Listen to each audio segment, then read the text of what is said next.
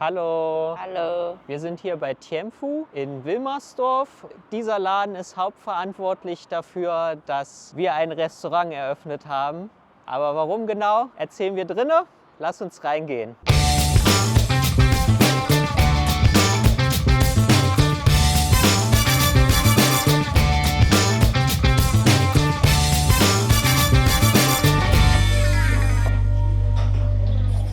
Speisekarte. Geh mal gucken. Ah, sie haben neue Bilder. Willst du wieder Mapo Tofu? Gib mal eine Empfehlung. 粉蒸肉，我们要一个那个水煮鱼，好的加麻加辣， ，OK，反正就是要非常麻非常辣。好的，然后，土豆丝，好， was du möchtest？ 忘了。哦，粉蒸肉，好的，五香牛肉。好的。 Danke.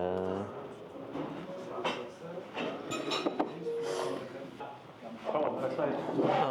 我们在 YouTube 上有那个频道吗？啊，对对对，叫什么名字？但是比较小。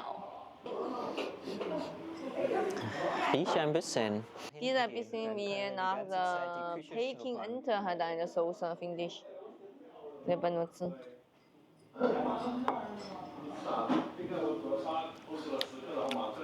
Ja? Ein bisschen. Nee, anders. Oh. Haben wir jetzt eine andere? 这个是粉蒸肉。 Das ist Reis. 粉蒸肉，它有点奇怪。 Nee, sieht so ein bisschen wie ein Haufen aus. Ne? Ja. Bisschen komisch aussehen. Aber guck mal, wie der Geschmack. Hundefutter. Naja, ich eine. Nieder. Meine. Ciao, ciao. Fang. Welche? Später wächst. Okay. Wow. 你闻的应该是这个。 Boah, das riecht auf jeden Fall wie früher. Also, Geruchstest schon mal bestanden. Ist dir das auch aufgefallen im Shuwei-Fang, wo wir waren? Hat gar keinen Geruch. Also, dann probieren wir mal. 粉蒸肉。 Fenjin-Ru, also Schweinebauch. Schmeckt? Sehr normal. Sehr normal. Nicht scharf. Fleischig. 粉蒸肉是zwischen halt Reis, kleine Reisstück. Oh, ich habe gerade gefragt, was diese kleinen Stücken sind. Ich dachte erst, es ist so Hackfleisch. Das ist Reis. Okay. Ein ganz klein bisschen salzig. Ja. Ein kleiner Koriandermix. Aber mit Reis ist Und glaube weich. okay. Ne, also dieser Mix zwischen dem härteren Fleisch und dem weichen Warum Reis. nicht Frühlingszwiebel drauf? Weil sie wissen, dass ich keine Frühlingszwiebel mag. 五香牛肉。 Ha, so peinlich. Also dieses kalte Gericht, 5 Gewürze, Rindfleisch. Die Frage ist ja, welches sind die 5 Gewürze? Das ist ein bisschen süß. Wow, du kriegst das raus, oder? Was sind die 5 Gewürze bei Du 5? wirst sowieso kaufen. Aber was sind die da drin? Hat Anis. Zimt. Sternanis, Zimt. Diese Blätter gibt's auch. Wie heißt das? Lauber. Lorbeerblätter. Lorbeer. Lorbeerblätter, okay. Und die andere, dieser voll Lebkuchen, dieser Lebkuchen. Nelken. Neken, ja. Nelken. Wie viel jetzt? Sternanis, Nelken, Zimt, Hayo, Lorbeerblätter. Eins noch. Oh, gibt's keine dieser Lorbeer. Keine feste, oder was? 八角、桂皮、丁香、小茴香 gibt's auch the Kümmel. Kümmel. Aber schmeckt man Gibt's gar nicht. auch the Sichuan-Pfeffer. Also wir sind gescheitert. 5 Gewürze Mischung. verratet uns mal, was da drin ist. Vielleicht tun wir natürlich auch nur so, als ob wir es nicht wüssten, aber helft uns. Aber sie können selber 5 Gewürze, du kannst selber Fantasy machen. Ja, na, wenn du selbst Fantasy machst, dann machst du Pfeffer, Chili, Salz, Curry-Geschmack, was noch? Und Essig. Okay. Diese hast du super mal und super scharf gemacht. Zeig mal, was da überhaupt drin versteckt ist in der scharfen Brühe. Fisch. Fisch. Dieser Fisch will ich erstmal hier essen. Ich wirklich finde, wow.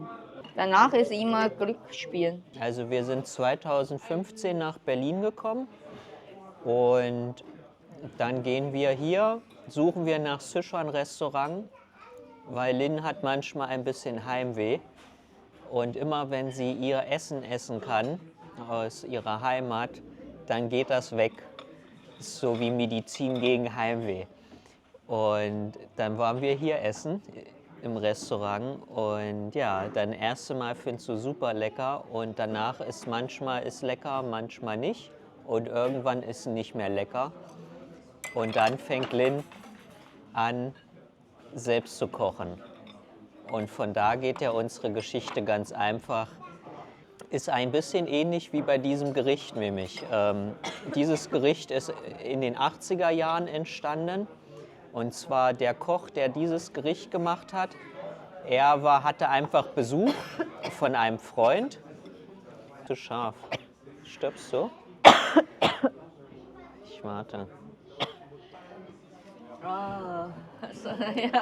Mehr trainieren, mehr trainieren. Ist gar nicht so scharf. Also Yuxiang Nee, Shuijiu. Also der Koch, der das entwickelt hat, der hatte Besuch und der hat morgens noch Fisch gekauft. Und das war so ziemlich das Einzige, was er da hatte.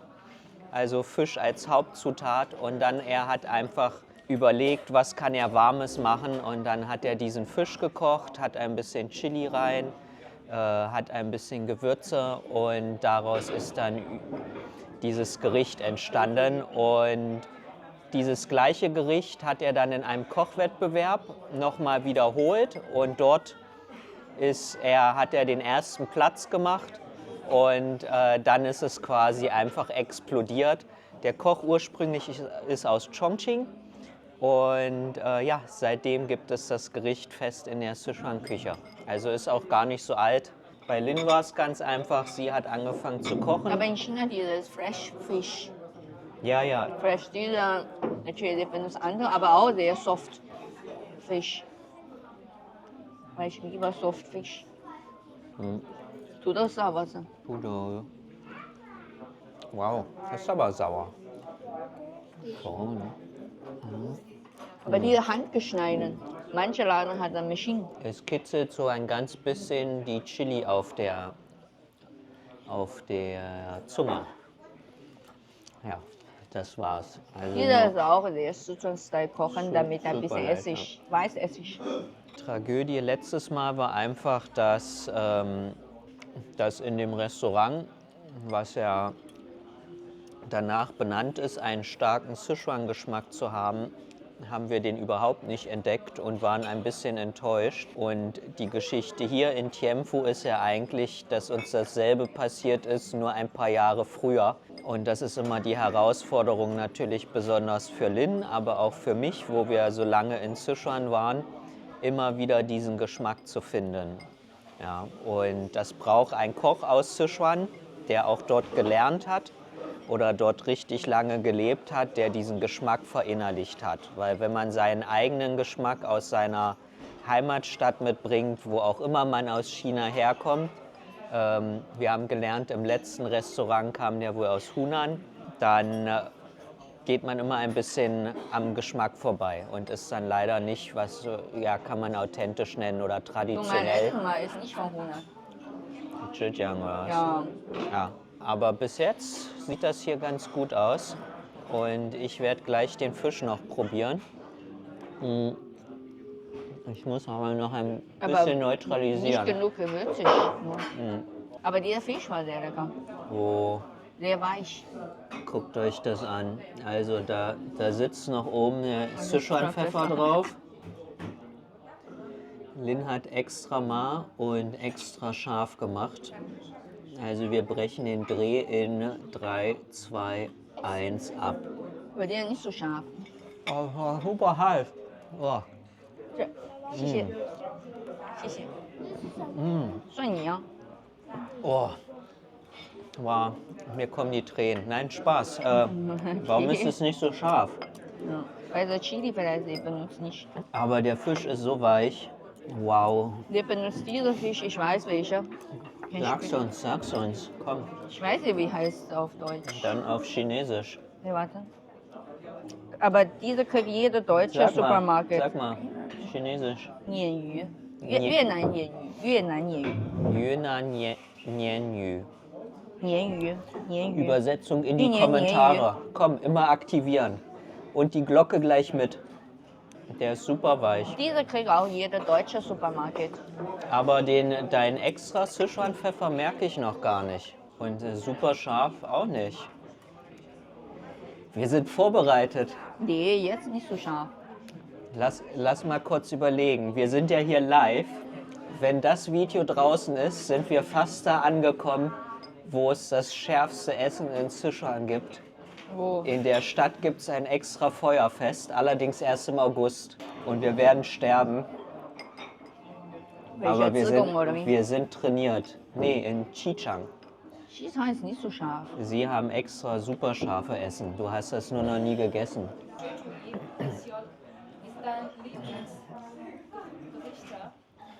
Ja, Ja, meine. Weil ich mag nicht richtig Fleisch, deswegen ich mag Fisch mehr. aber ich finde, in Chengdu geht noch ein bisschen tiefer. Aber das mag sein, weil der Sichuan-Pfeffer kommt, ist nicht so stark. Nee, sie hatte zu wenig Gewürze rein. Ja, Zu wenig. Hatte nur Chili und Sichuan-Pfeffer, ist zu langweilig. Manchmal brauchen sie Gewürze. Nicht nur Sichuan-Pfeffer und Chili. Koche das Sichuan-Essen. Ich finde, so viele Leute hatten da falsch gedacht. Ne? Sichuan-Essen ist immer mit Sichuan-Pfeffer und Chili. Aber eigentlich mit so vielen unterschiedlichen Gewürzen. Ja, mach. ich glaube, la. Genau. 你要算吗？ Wei Wei La. Aber ich brauche immer ein bisschen Knoblauch. Das schmeckt sehr gut. Aber die ist ein bisschen langweilig. Willst du noch ein bisschen drüber? Ja, dann siehst du, dann hast du mich wieder gefunden. Langweilig. Was passiert? Dieses ist nicht mehr lecker. Dann sie will hier nicht mehr herkommen und sie kocht zu Hause. Und dann ihre Freundinnen sind so, wow, du kochst so lecker. Kannst du für mich ein bisschen extra kochen? Und ja, dann plötzlich fragen uns andere Leute, die wir gar nicht kennen, über WeChat, hey, wir haben gehört, es gibt so leckere Essen, kannst du etwas für uns machen? Und plötzlich haben wir eine WeChat-Gruppe und ein bisschen später fahre ich durch Berlin jedes Wochenende und liefere ihr Essen aus. Im Winter stehen wir auf dem Parkplatz bei der Jungfernheide und ich mache nur den Kofferraum auf und dann kommen plötzlich ganz viele Leute, 1 Stunde lang, und ich gebe alle ihre Bestellungen raus und es ist super kalt, minus 10 Grad. Dann später wir machen Restaurant, weil wir denken, nur so immer liefern ist doof. Ja. Aber ich finde, jetzt essen die ist auch nicht so schlecht. Ja, Geht noch. ja. Aber nicht so wow wie wirklich eine Kocher bei dem. Ich glaube jetzt nicht mehr Wie da. würdest du das kochen? Nicht so gut wie erstmal. Aber besser erst, weil ich finde das nicht mehr so lecker dieses Mal. Das kannst du Da erinnern? immer mit dem Hänseln Kocher. Das ist 8 Jahre her. Ja, aber weil sie hat so eine Geschmackserinnerung und darüber kann sie sich auch merken, zum Beispiel, wenn bei uns Gäste kommen und wenn sie halt, manche ist 1, 2 Mal, manche ist dann vielleicht, sie kommt 10 Mal und Lin weiß genau, diese Person isst immer das und mag zum Beispiel ohne Frühlingszwiebeln oder diese ohne Knoblauch. Ja. Oder er möchte immer extra mal oder so. Und sie ist so wie so ein Supercomputer. Ja, weil auch für den Geschmack, sie kann einfach immer die Sachen schmecken und hat dann die Erinnerung, ja, das ist das. Während für mich, ich esse das und ich habe morgen vergessen, wie hat das geschmeckt. Ich finde okay, aber nicht so scharf. Und wenn ich finde nicht so ganz so lecker, dann kann Aber auch fragen dieses, nach der Knoblauch. Da auch drauf, dann Ja, schmeckt aber wie anderes. würdest du dieses kochen? Wer ich? Ja, Ich kann ja mal zeigen. nee, erzähl mal. Sagen erst ist schwierig. mal. Probier mal. Weil ich habe meinen Style. Ja, erzähl. Ich will benutzen meine Feuertopfsoße. Ja, Und dieser Fisch, ich packe immer vorher Zeig mal schon den mehr Fisch. Gewürze. zeig mal, heb mal hoch den Fisch. Weil dieser Fisch ist nur weich gemacht. Ja, Aber wenn ich mache, ich will auch zuerst ein bisschen Gewürz. aber das ist unfair. Wenn du sagst, du benutzt Feuertopfsoße, dann benutzt ja unsere. Ja. Die- Oder die- kann auch kaufen. Die ist ja schon so krass würzig. Nee, Dann hat die immer Sie schon können eine auch kaufen bei Kraftnote. Supermarkt. So viele Leute denken, sie benutzen nur solche trockenen, große Chili und Sichuan-Pfeffer. Aber diese, mit kurzer Zeit, diese machen nicht richtig Geschmack aus. Deswegen, was ist wichtig, ist Pulver extra. Sichuan-Pfefferpulver. Normalerweise Korea hat ja nur Sichuan-Pfeffer, Chili und Sichuan-Pfeffer ganz. Aber ganz unten gibt Ganz. es nichts, oder wie? Sie hat ganz am Ende, weil hat einmal mit Öl drauf spritzt. Am besten pack noch drauf das Pulver. Dann ist mehr intensiv, ne? Ja, genau, da ist ganze Chili und Sichuan-Pfeffer Geschmack, da ist allerlei in der Suppe. Natürlich noch ein bisschen Knoblauch und Frühlingszwiebel, Koriander und mini Kreuzkümmel. Mini. Kreuzkümmel ist immer, wenn zu viel, dann ist es schmeckt nach der Grill, aber wenn ein bisschen, dann ist macht ein ganz Geschmack. Sie haben uns ja schon gefragt nach unserem YouTube, dann Sie können das sehen und Sie können da Verbessern, ja. ihr Essen noch geiler machen. Ja, aber dann der Preis Oder- vielleicht verdoppelte. Oder Lin kocht das einmal für euch oder für alle, die dazuhören. Sie können das selbst ausprobieren. Ich mache Simple Style, das der Fisch, ich will kaufen auch Fisch bis alle Zutaten. Sie können auch kopieren, ich glaube, es ist nicht richtig Problem. Aber Feuertopfsoße, wir können auch benutzen vom der Supermarkt. Nicht von uns, ne? Ja, gibt es auch. Ja, Mittlerweile Supermarkt. bessere, ne? Ja, Nicht? ist alle ein bisschen Aroma. Also du kriegst immer geschickt, ne, deine Feuertopfsoßen. Ja, ich selber kaufe ja in China. Lin Aber sitzt an hier der ist Quelle. so. Neuer Geschäftszweig. Aber die brauchen nicht so viel, deswegen ist okay, das stört nicht so viel für den ganzen Geschmack. Dieses Style kochen nicht unbedingt nur für Fisch, für Schweinefleisch, für Rindfleisch, das ist immer gleiche. Ich finde Tianfu ist wirklich okay für Sichuan-Restaurant. Ja. Wirklich eine beste, one of the best, oder? Ja, das ist ja jetzt die Aufgabe. Wir wollen mal testen, welche Sichuan-Restaurant kann man in Berlin wirklich gehen. Ah, jetzt mal. Jetzt, ich habe einen Sichuan-Pfeffer, musst du drauf beißen. Wenn Sichuan-Pfeffer nicht richtig so klein gemacht, dann ist mal so schwierig auskommt. Dauert Ja. sehr lange. Deswegen schnell ist weg, ist weg die Pulver oder Öl. Jetzt schön mal, jetzt kribbelt's. Oder drauf essen. Aber drauf essen, ich finde nicht lecker. Ich finde nicht scharf genug. Nicht scharf genug, Fazit nicht scharf genug. Aber es ist schon sehr Sichuan-Geschmack. Ich übersetze mal, ist schon Sichuan-Geschmack, heißt es ist gut, ihr könnt hierher kommen. Wir haben heute auch noch gelernt, Wuxiang, 5 Gewürze könnt ihr nehmen, wenn ihr nicht so scharf essen könnt.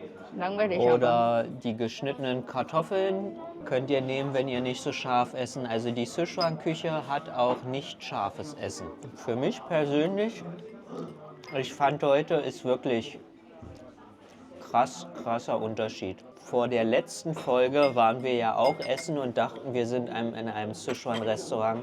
Aber definitiv heute sind wir angekommen. Also kommt hierher. Tianfu ist sehr alt.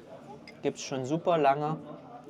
Und die haben ja Sichuan-Essen für Aber euch. manche, nicht alle von dem Menü. Ja, eure Aufgabe ist jetzt hier, euch weiter durchs Menü zu probieren und mal rauszufinden, was ihr hier geil findet. Alles klar, Dankeschön. Weil ich es aufgegessen habe. Ham, ham.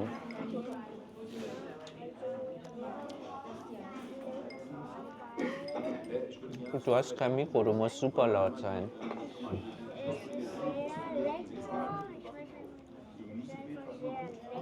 Das ist einfach sehr lecker. Unbeschreiblich. Was ist mit deinen Kartoffelstreifen? Welcher Platz ist das?